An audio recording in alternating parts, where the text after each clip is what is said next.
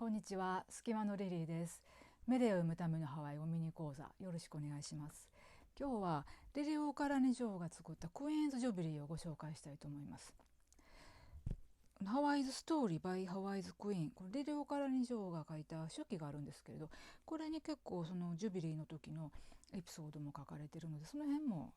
織り交ぜながらご紹介したいと思うんですけれども、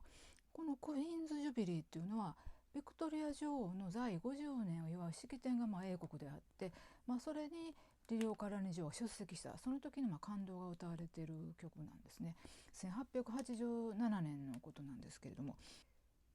当時はカラカウア王が王位についてたんですけれども、彼はなぜか行かず、彼の、妻の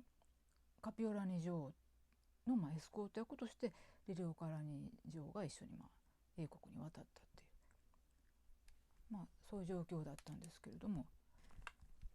早速歌詞の方を見ていきたいと思います。2番の歌詞、後半の歌詞を見てみたいと思うんですけれども、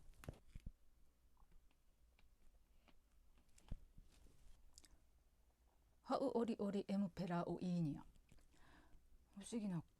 言葉が登場するんですけれど、エムペラオイーニアというのは、インドのエンペラーなんですよね。ここにインドの皇帝が出てくるのはどういうことかというと、このインドの皇帝というのが、英国の女王、そのビクトリア女王のことでもあるんですね。どういうことかというと、そのジュビリーのお祝いのあった1887年にビクトリア女王が皇帝を兼ねるという仕方でインド帝国が成立したと。インド帝国といっても、実質英国の植民地なので、インドには主権はないわけですけれども、そういう、言えば、英国が領土を拡大した、祝いでもあったという、そういうジュビリーだったんですね。で、イケイヤマカヒキジュビリー、このジュビリーの喜ばしき年にと。あこはナーアリーアイモク、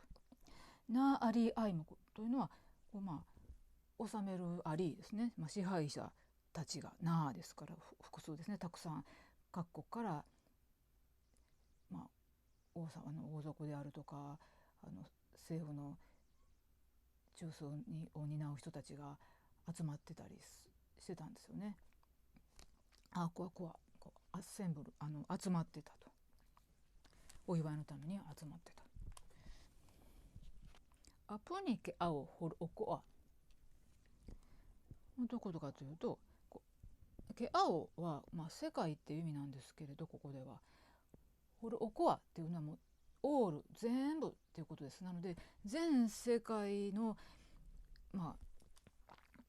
首脳がですね、プに集まってる、あなたを取り巻いてると。何をするために集まってるのかというと、エヒーラにエミリラに、あなたにお仕えし、あなたを称えるためにこの場に集まってきたのですと。その晴れやかな場所のことを、こんな風に歌ってるんですね。少しこのハワイズストーリーに書かれてることを紹介しますと、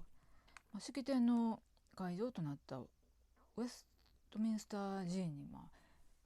向かう道すがら目にした沿道の人たちの湧き上がる笑顔、喜びに満ちた大歓声で、聖歌隊の歌声とかですね、オルガンの演奏とともに、式典が厳かな空気の中執り行われると。そしてそのジュビリーの前日にもレセプションが華やかに行われたりとかしてですね、で、式典の後のおもてなしもとっても心地よく、そして、その時々に英国の国歌「God Save the Queen」がBGM として流れてと。で、胸をドキドキさせながらですね、そういう一連の行事をこなしたクイーンリリオ・カラニ、だったんですけれども、ハワイから大変な知らせが届くんですね。1887年というと銃剣憲法と呼ばれる、憲法が議会によって、成立させられて、カラカウアは、銃をつけられているような状況で無理やり、サインさせられて、で、実質的に、権力を失うわけですね。そんなクーデターが起こったのは1887年で、その知らせを受けて取るものもとりあえず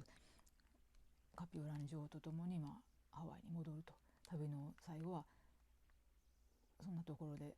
終わるんですけれども、そんな細かいエピソードが書かれてたりとかするこのハワイズストーリーなんですけれども、そういうハワイがどういう状況だったのか、政治的にですね、リリオカラニ城の目から見たハワイの状況っていうのが書かれているというところで、貴重だったりするんですけれども、そういう社会政治的な話だけではなくて、リリオカラニ城が生まれたところから、生い立ちから書かれてたりとかして、若い頃は私結構モテたのよみたいなことが書いてたりとか、あとそうですね、エマ女王との関係が微妙だったんですよね。カラカウアの性的がエマ女王で、彼女はキリスト教の価値観からするとなってないわよみたいな、結構辛辣な仕方で彼女を非難してたりとかします。で、このジュビリーの時もそうなんですけれども、ハワイ王朝が転覆してからもワシントンに、直訴に行ったりとかですね、外国によく行く機会があった、女王なんですけれども、結構嫌な思いしてるんですよね。英国人にしても、アメリカ人にしても、未開の地から女王が靴を履いてきたみたいな、ドレス着てるみたいな、ちょっと好奇心の目で見られるようなこともあって、ジュビリーの席でも部屋を覗かれて